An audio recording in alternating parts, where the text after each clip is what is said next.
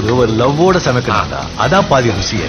வெங்காயம் நறுக்கும் போது கூட ரசிச்சு நடக்கணும், லவ்வோட.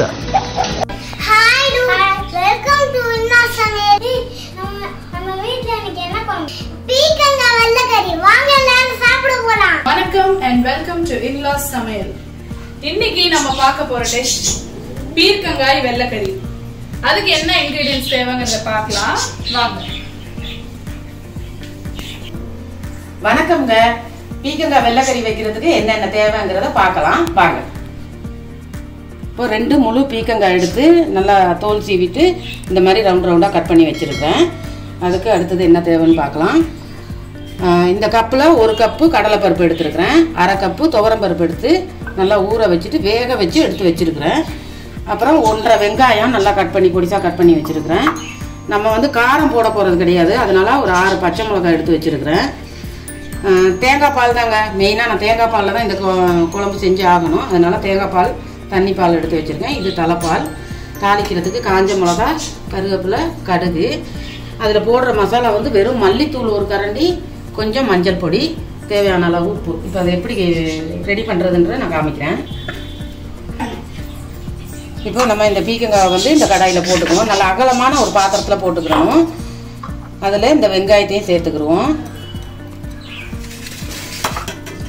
இந்த பச்சை மிளகாயும் சேர்த்துக்கிறோம். அதில்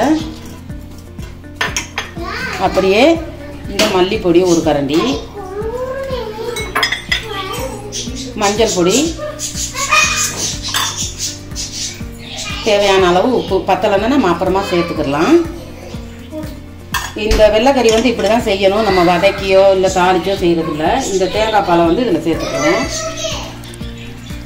தேங்காய் பால் சேர்த்துட்டு கொஞ்சம் தண்ணி ஊற்றி நம்ம அதை தண்ணி ஊற்றிக்கணும். நல்லா நம்ம இதை அப்படியே கிளறி விட்டுறணும். அந்த உப்பு மஞ்சள் தூள் எல்லாம் கலக்கிறதுக்கு.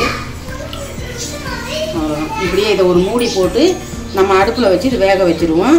அது நல்லா வெந்து வந்தோன்னே தான் அப்புறமா நம்ம இந்த பருப்பு சேர்க்கணும். அதில் நம்ம கொதிக்க வச்சுருக்கோம். இப்போ மூடியை வந்து பார்ப்போம். கொதி வந்துக்கிட்டு இருக்கு. இந்த மாதிரி நல்லா கொதிக்க விட்டுறோம். நீங்கள் அந்த வெங்காயம் எல்லாம் நீல வாக்கிலே கட் பண்ணி போடணும், அதுதான் பார்க்கறதுக்கு நல்லாயிருக்கும். இது ஃபுல்லாக அந்த தண்ணி பால்லே வேகணும்.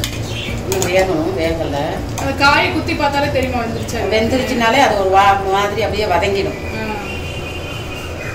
இன்னும் இது வேகணும். நம்ம மூடி போட்டு இன்னும் கொஞ்சம் நேரம் வைப்போம். இப்போ நம்ம எந்த அளவுக்கு அது வெந்துருக்கு திறந்து பார்க்கலாம். காய் நல்லா பொரிச்சிட்டு இருக்கு பாருங்க. இந்த அளவுக்கு வெந்தோடனே நம்ம அந்த பருப்பு சேர்த்துக்கிறோம். இப்போ இதோட இந்த பருப்பையும் சேர்த்துக்கணும். கடலை பருப்பு, கொஞ்சம் துவரம் பருப்பு. இது வந்து நம்ம பருப்பு சேர்த்து செஞ்சால் தான் நல்லாயிருக்கும். சும்மா செஞ்சோம்னா அது தண்ணி மாதிரி இருக்கும். இதிலே இன்னொன்று பண்ணலாம் நம்ம, அது அந்த அளவுக்கு டேஸ்ட்டாக இருக்குமான்றது தெரியாது. இப்போ இது இன்னும் கொஞ்சம் நல்லா கொதிக்கணும். இந்த பருப்பு எவ்வளோ சேர்த்துருக்கீங்கன்னு இன்னொரு வாட்டி சொல்லுங்கள். இன்னொரு வாட்டி சொல்லவா?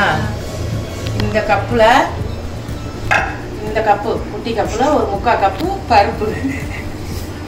இவங்க ஏன் தெரியுமா சிரிக்கிறாங்க? எனக்கு ப்ளூப்பர் போட்டால் அவ்வளோதான். இந்த கப்பில் 3/4 கப்பு கடலை பருப்பு. அப்போ ஏன் முன்னாடி போட்டீங்க? 1/2 கப்பு துவரம் பருப்பு. ஏன் இந்த 2ம் சேர்க்கறதுன்னா கடலை பருப்பு துவரம் பருப்பு சேர்த்தா நல்லா இருக்கும், அதனால தான் அது சேர்த்துக்கிறது. சாப்பிட்றதுக்காக இல்லை, சாப்பிட்றதுக்காக இல்லை, செய்யறதுக்காக. சாப்பிட்றதுக்காக தான். இன்னைக்கு என்னமோ புதுசாக கிண்டல் பண்ணுறான் என் பையனும் சேர்ந்து. ஒரு மூடி போட்டு மூடி வச்சிருவோம். இது கூட சைட் டிஷ் என்ன செய்ய போறீங்க இன்னைக்கு? வந்து சைட் டிஷ் வந்து கருவாடு பொடி மாஸ். ஆனால் செய்யறதுக்கு முன்னாடி உப்புன்றீங்க, செஞ்சு வச்சா அங்கே சட்டியில் கருவாடே இருக்க மாட்டேங்குது. எங்கள் வீட்டில் வந்து பியூர் வெஜிடேரியன் கேள்விப்பட்டிருப்பீங்க, நாங்கள் வந்து பியூர் நான் வெஜிடேரியன். இது வந்து என்ன இவ்வளோ சீக்கிரம் ஆயிடுச்சுன்றத வந்து யோசிக்காதீங்க. எவ்வளோ சீக்கிரம் நமக்கு ரெடியாகதோ குழம்பு அவ்வளோ சீக்கிரம். ஆமாம், இன்கிரிடியன்ட்ஸும் கம்மி தான். கம்மி தான், எல்லாமே இருக்கு. ஆமாம், ஃபர்ஸ்டே பருப்பு வேக வச்சு வச்சுக்கிறோம். நம்ம இந்த 2 பருப்பையும் குக்கரில் போட்டு கொஞ்சமாக தண்ணி ஊற்றி பூண்டு அதெல்லாம் சேர்க்கவே தேவை. வெறும் பருப்பு தண்ணி கொஞ்சமாக ஊற்றி வேக வச்சுட்டு அதுக்கப்புறம் அது இவர் தான் என் பேரை வரவே மாட்டார். வீடியோவுக்கு போஸ்ட் கொடுக்குறதுக்கெல்லாம் வரவே மாட்டார் இவர். பாப்பா மட்டும்தான் வந்து எல்லாமே செய்யணும். அதனால நமக்கு எல்லாமே கம்மி தான். அப்புறம் இன்னொன்று வந்து நம்ம தாளிக்கும் போது கொஞ்சம் வெங்காயமும் சேர்த்துக்கிடுவோம். தாளிக்கிறதுக்கு கொஞ்சம் வெங்காயமும் போட்டு நல்ல முருகலாக பொரிச்சு தாளிக்கும், அப்போ தான் நல்லாயிருக்கும். இப்போ நம்ம இதை திறந்து பார்த்துருவோம் பருப்பு போட்டதுக்கு அப்புறமா எப்படி இருக்குன்னு. பார்த்தீங்கன்னா நல்லா கொதிக்குது, கலரே மாறிடுச்சு. நம்மளுக்கு திக்காக வேணும்னா திக்காக செஞ்சுக்கலாம். கூடிய வரையும் கொஞ்சம் தண்ணியாக இருந்தால் தான் நல்லாயிருக்கும். நல்லா வெந்துருச்சு எல்லாமே. பருப்பெல்லாம் இப்படி கொஞ்சம் முழுசாக இருக்கணும், அப்போ தான் நல்லாயிருக்கும். எங்கள் வீட்டில் இன்றைக்கி பீர்க்கங்காய் குழம்பு வைக்கிறதுனால மிஞ்சவே மிஞ்சாது. பீர்க்கங்காய் இஸ் மை ஃபேவரட். இன்னும் ஒரு 5 நிமிஷத்துக்கு நம்ம அப்படியே கொஞ்சம் மூடி போட்டு வச்சுருவோம். சூப்பராக கொதிச்சு இந்த பதம் வரணும். இது வந்து பீர்க்கங்காய் கூட்டு கிடையாது. நீங்கள் பீர்க்கங்காய் கூட்டுன்னு நினைக்கிறாங்க. பெரும்பாலும் நிறைய பேர் பருப்பு போட்டு ஏதாவது ஒரு காய் போட்டு செஞ்சாங்கன்னா அதை கூட்டு தான் வைப்பாங்க. இது பீர்க்கங்காய் வெள்ளைக்கறி.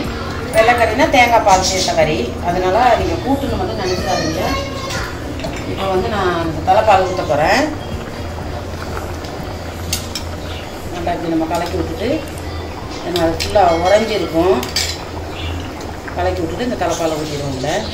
அப்படியே இதிலேருந்து கொஞ்சம் அள்ளி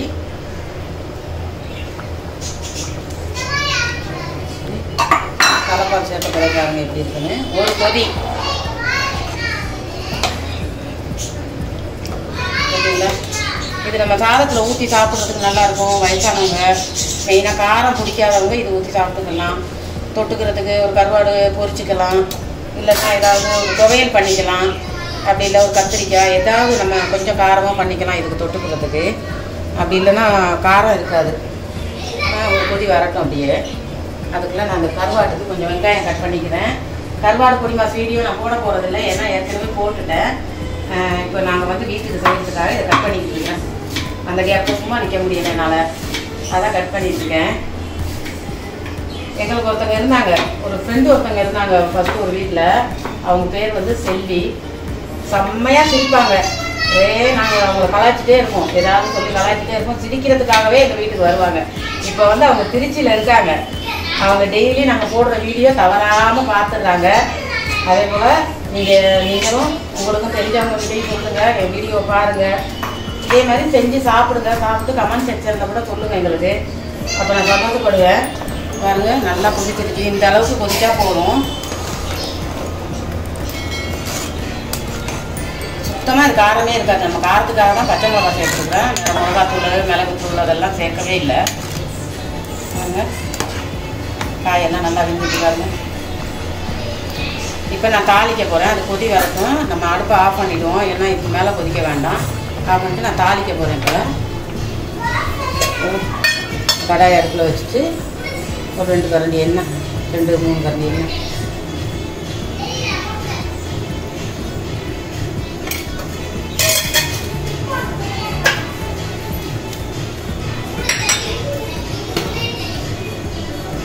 எண்ணெய் காயட்டும் கொஞ்சம்.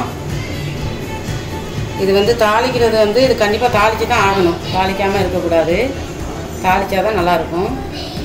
எண்ணெய் காய்ஞ்சிட்டு நம்ம கடுகு போட்டுக்குவோம்.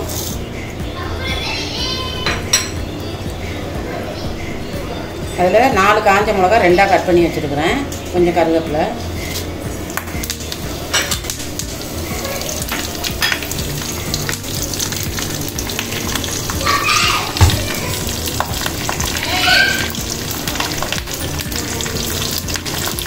காஞ்ச மிளகா கொஞ்சம் பொரிஞ்சிடணும்.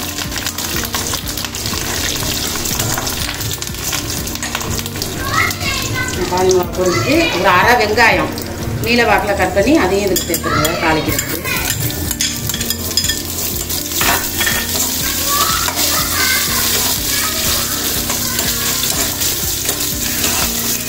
வெங்காயம் கொஞ்சம் நல்லா பொரியணும், அதுக்காக தான் அப்படியே வச்சுருக்கிறேன்.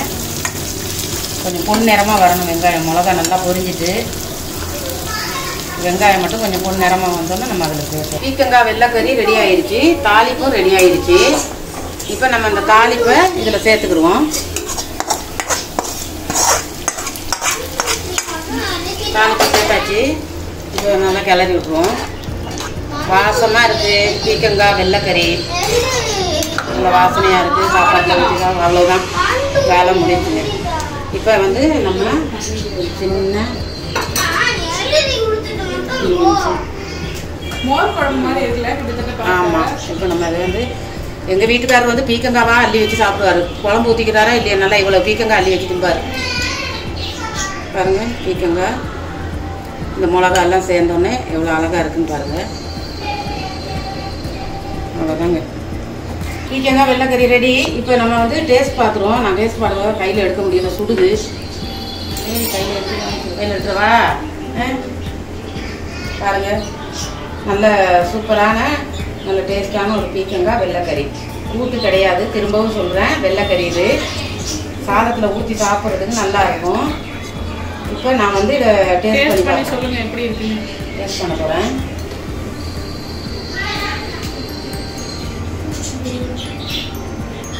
மோர் குழம்பு மாதிரி நல்லா இருக்கு, சூப்பராக இருக்குது. கண்டிப்பாக நீங்களும் இந்த பீக்கங்காய் வெள்ளைக்கறி செஞ்சு பாருங்கள். ஒரு 2 பீக்கங்காய் இருந்தால் போதும்.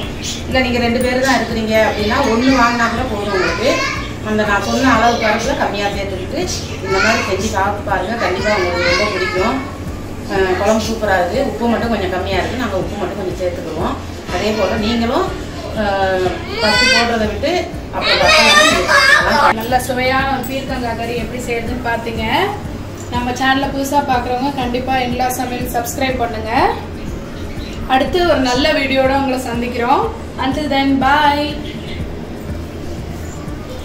கண்டிப்பாக நீங்கள் ட்ரை பண்ணுங்க. Okay bye. சமைக்கும் போது ஒரு லவ்வோட சமைக்கணும்டா, அதான் பாதி ருசியே. வெங்காயம் நறுக்கும் போது கூட ரசிச்சு நறுக்கணும், லவ்வோட.